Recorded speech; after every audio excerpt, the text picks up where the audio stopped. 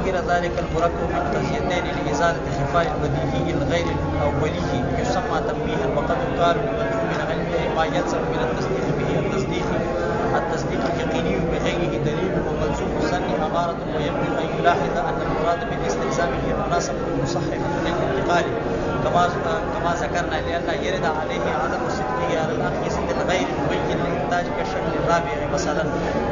ودرك المصنف قدس سره لفظ الشيء المذكور في كلام المتقدمين من قول ما يلزم من العلم به على علم بشيء آخر، لأن يرد أن المذكور قد يكون آدميا، فكيف يطلق عليه لفظ الشيء؟ ويحتاج إلى أن يجاب بأن المراد بشيء ما يمكن أن يعلم ويخبر عنه. ثم لما كان الدليل لابد له في التعدي إلى العلم بالتقريب ذكر تعريف التقريب بعد تعريفه بهذا التقريب.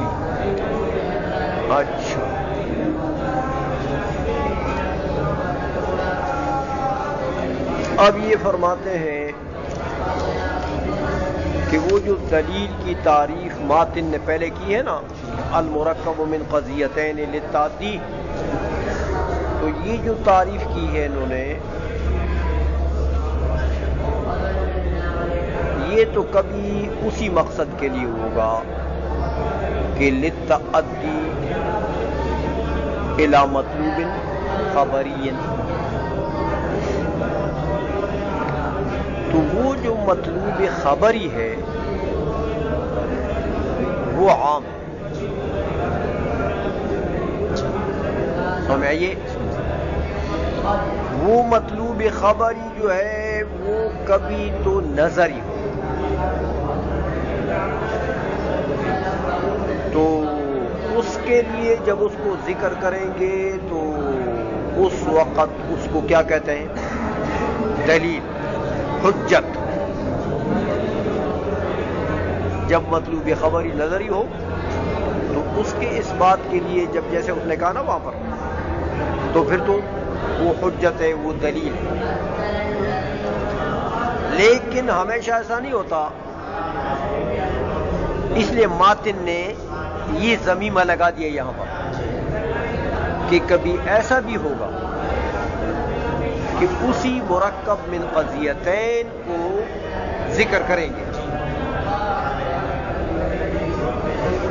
لیکن کس کے لیے؟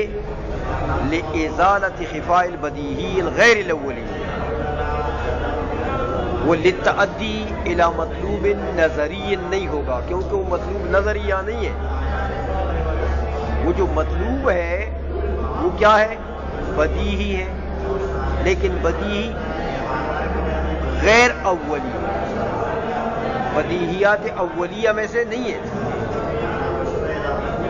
بلکہ بدیہی ہے لیکن خفی بدیہی ہے، اس میں خفا ہے. تو کبھی اس مرکب من قضیتین کو ذکر کیا جائے گا اس خفا کے ازالے کے لیے، اس خفا کے، تو جب اس خفا کے ازالے کے لیے ذکر ہو تو اس وقت اس مرکب من قضیتین کو حجت یا دلیل نہیں کہتے، کیا کہتے ہیں؟ تنبیہ. دیکھا جو سما تنبیہ، کیونکہ وہاں تو اس بات ہے نہیں نا، وہاں تو صرف وہ ازالہ خفا مقصد ہے. اچھا، یہ تو دلیل کی ایک تعریف ہو گئی. وقد یقال سے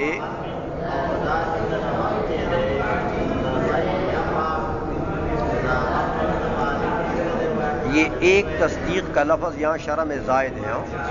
اے ما یلزم من التصدیق بہ التصدیق الیقینی بغیرہ، یہ ایک تصدیق کے لفظ کو کاٹ دیں، یہ زائد ہے. تو کہتے ہیں کہ بعض علماء نے دلیل کی ایک اور بھی تعریف کی ہے. وہ کیا کہا؟ کہتے وقد یقال لملزوم العلم، قد یقال الدلیل، یقال میں ہوا ضمیر عائد ہے دلیل کی طرف، قد یقال الدلیل لملزوم العلم، علم جس چیز کو لازم ہے تو اس ملزوم کو بھی کبھی دلیل کہتے ہیں. اس کا کیا مطلب؟ شارح اس کی وضاحت کرتے ہیں. کہتے ہیں جیسے بعض علماء نے یہ کہا ہے نا کہ ما یلزم من التصدیق به التصدیق الیقینی بغیرہ، یہ کہ جس چیز پر آپ کو تصدیق حاصل ہو جائے اور اس کی تصدیق سے دوسری چیز پر تصدیق یقینی لازم آ جائے، تو وہ جو پہلا والا نہیں ہے وہ ملزوم، اس کو دلیل کہتے ہیں. ہاں اس کو دلیل سمجھئے. تو ملزوم العلم کو کیا کہا؟ دلیل. وہ ملزوم الظن امارت. اور جس چیز سے دیکھو ایک چیز پر آپ کو علم آ گیا، ظن آ گیا، تو اس کے ظن سے آپ کو ایک اور چیز کا ظن حاصل ہو گیا، تو پہلے والی چیز جو ملزوم ہے اس کو کیا کہیں گے؟ امارت کہیں، علامت.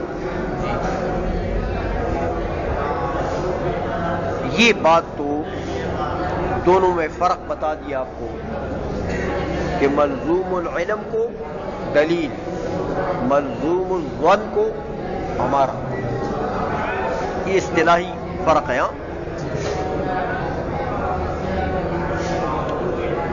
کہتے ہیں یہ جو بات ہے کہ ما یلزم من التصدیق، کہتے ہیں اس پر وہ اعتراض ہو جائے گا کیونکہ لزوم کا جو علاقہ دو چیزوں کے درمیان میں ہوتا ہے اس کا معنی یہ ہے کہ ان کے درمیان میں انفکاک ممتنع ہے. انفکاک تو کہتے ہیں میرے بھائی یہ جو قیاسات ایسی ہیں جو غیر بین الانتاج جو اشکال ہیں، ایسی جو بین الانتاج ہو، جیسے مثال پہلے دی تھی وہ شکل رابع، یہاں بھی مثال دی شکل رابع. تو جب بین الانتاج نہیں ہے تو ان کو نتیجہ لازم ہے نہیں، تو انفکاک تو آ گیا کہ پھر تو لزوم والا تعلق ہو گیا. اس لیے کہتے ہیں یہاں پر وہ جو میں نے پہلے تعویل کی ہے نا لزوم کی، علاقہ مصححہ، علاقہ مصححہ لانتقال الذہن، یاد ہے لزوم سے یہاں پر وہ مراد ہے. تو وہ تو ٹھیک ہے نا، وہ تو پایا گیا نا حائزوں میں. اس لیے کہتے ہیں وَيَنبَغِي يُلَاحَظَ أَنَّ الْمُرَادَ بِالِاسْتِلْزَامِ هِيَ الْمُنَاسَبَةُ الْمُصَحِّحَةُ لِلْانْتِقَالِ كَمَا ذَكَرْنَا لِأَلَّا يَرِدَ عَلَيْهِ عَدَمُ صِدْقِهِ عَلَى الْأَقْيَسَةِ الْغَيْرِ الْبَيِّنِ الْإِنْتَاجِ، تاکہ ان کے اوپر اعتراض یہ مادہ نقض نہ بنے. کشکل رابع مثلا، آئی سمجھ میں؟ اچھا یہ تو استلزام کا معنی کر دیا کہ جنہوں نے ما یلزم من التصدیق به التصدیق الیقینی بشیء آخر تعریف کی ہے، وہاں پر لزوم سے مراد یہ علاقہ مصاحب ہے. اچھا اب دیکھو ماتن نے کہا لملزوم العلم، قد یقال لملزوم العلم، تو یار یہ بھی ساتھ کہہ دیتے نا کہ لملزوم العلم بشیء آخر.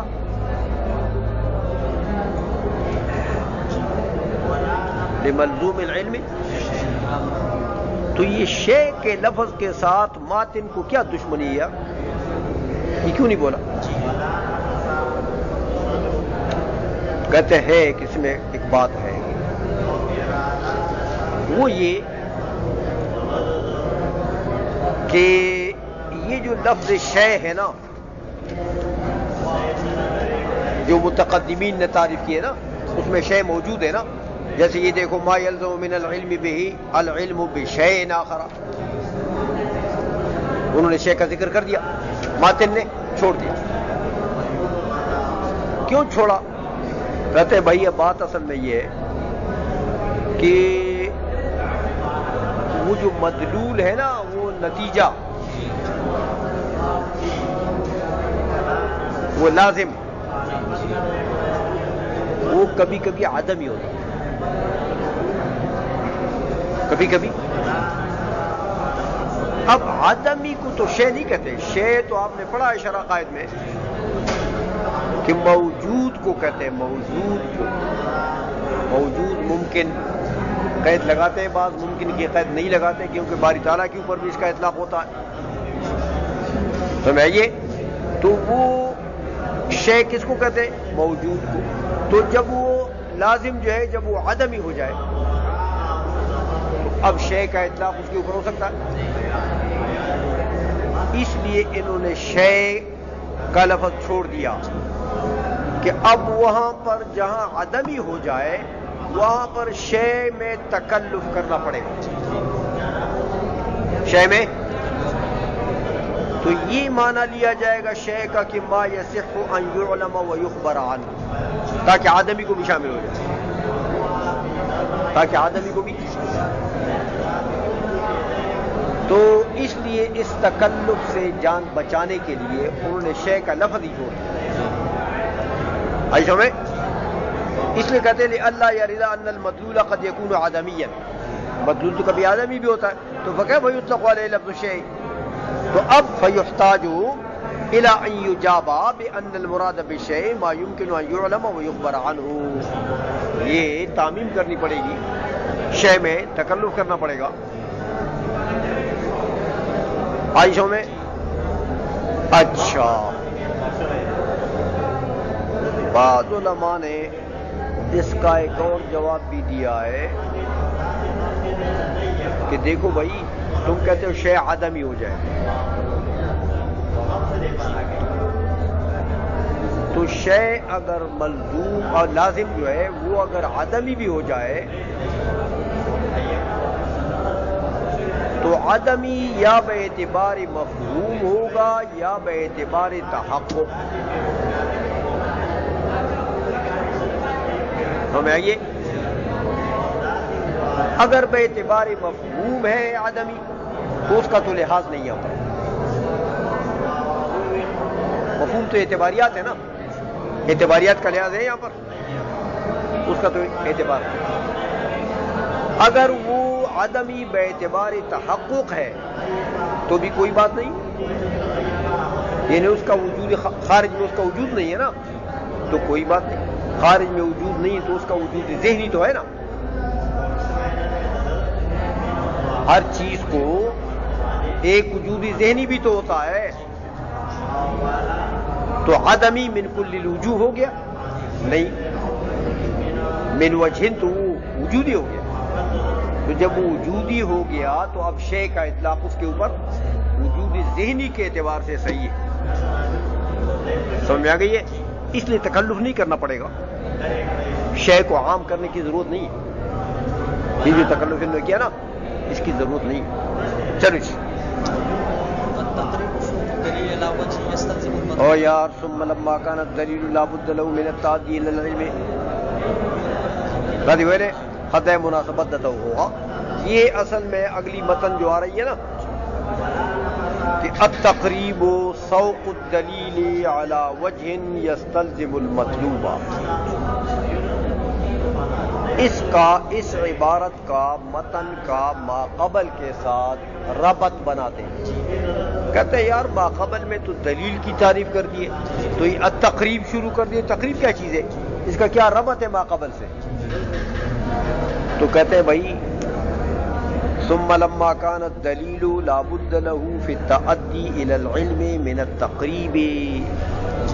ہاں کہ دلیل جب تعدی کرے گا علم مطلوب کی طرف تو اس میں ضروری ہے کیا چیز؟ تقریب ضروری ہے کہ اس مطلوب اور اس دلیل کے درمیان میں تقریب تام ہو. ایسا نہ ہو کہ دلیل مطلوب سے دعوے سے عام ہو. سمجھ آئیے یا خاص ہو تو ثابت ہی نہیں کر سکے. عام ہوا تو تقریب تام نہیں ہے، پھر وہ دوسری چیزوں کو بھی ثابت کر رہا ہے. تو بہرحال دلیل جو تعدی کر رہا ہے مطلوب کی طرف، دعوے کی طرف، اس میں لازمی چیز ہے. کیا چیز؟ تقریب. اس لیے اب انہوں نے ذکر تعریف التقریب بعد تعریفہ بہذا التقریب. سمجھئے؟ تو اس کے بعد ماتن نے پھر دلیل کی تعریف کے بعد تقریب کی تعریف شروع کر دی کہ تقریب کیا چیز ہوتی ہے. فقال التقریب سوق الدلیل علی وجہ یستلزم المطلوب. کہتے تقریب اس کو کہتے ہیں کہ آپ دلیل اس طریقے سے دیں کہ مطلوب اس کو لازم ہو اور یہ دلیل ملزوم ہو. یعنی دعوے اور دلیل کے درمیان میں نسبت ملازمہ کا ہو، تلازم کا ہو، کہ یہ دلیل ملزوم ہے اور دعویٰ اس کو، اس کو کہیں گے تقریب. پھر یہ دلیل جو ہے نا یہ نہ عام ہو سکتی ہے نہ خاص، یہ مساوی ہوتی ہے. تو میں یہ عام نہیں ہو سکتی کیونکہ عام میں تلازم ہے، خاص بھی نہیں ہو سکتی کیونکہ خاص تو عام کو ثابت ہی نہیں کر رہا. تو میں یہ تو پھر کیا ہوگی؟ مساوی. دلیل دعوے کی مساوی ہوگی. عائشہ میں اس لیے کہتے ہیں فَإِنْ كَانَ الدَّلِيلُ يَقِينِيًّا يَسْتَلْزِمُ الْيَقِينَ بِهِ. اگر دلیل یقینی ہے تو دلیل ملزوم ہے اور یقین اس کو لازم ہے. یقین بالمطلوب، یقین بالدعویٰ، تو دعویٰ یقینی طور پر ثابت ہو جائے گا اگر دلیل یقینی ہے. وَإِنْ كَانَ ظَنِّيًّا يَسْتَلْزِمُ الظَّنَّ بِهِ. اور اگر دلیل ظنی ہے تو دعویٰ بھی ظنی طور پر ثابت ہوگا، یقینی طور پر ثابت ہو ثابت نہیں ہوگا. والمراد بالاستلزام ما عرفت. استلزام سے مراد وہی علاقہ مصححہ لانتقال الذہن، وہ مراد ہے. سمجھ آ گئی ہے؟ تو مطلب یہ ہے کہ یقینی اگر دعویٰ آپ کا یقینی ہے تو پھر دلیل بھی یقینیات میں سے دو، تو پھر تو یقین ثابت ہو جائے گا. اگر دعویٰ آپ کا ظنی ہے تو پھر ظنیات سے بھی کام چل سکے گا. سمجھ میں آ گئی ہے؟ اچھا چلیے ہو گیا.